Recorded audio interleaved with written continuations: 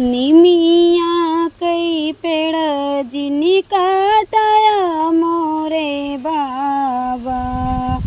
निमिया चिरैया कई बसेरी हो। निमिया चिरैया कई बसेरी हो।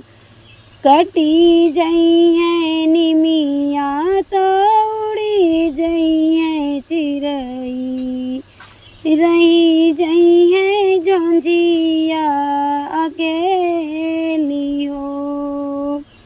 रही जई है झुंझिया अकेली हो। बेटी गर्भ जीनी बोलो मोरे बाबा। बेटी पराया धना होई जी। बेटी पराया धना होई जी। चली जई है बिटिया तो सुनी होई है बखरी।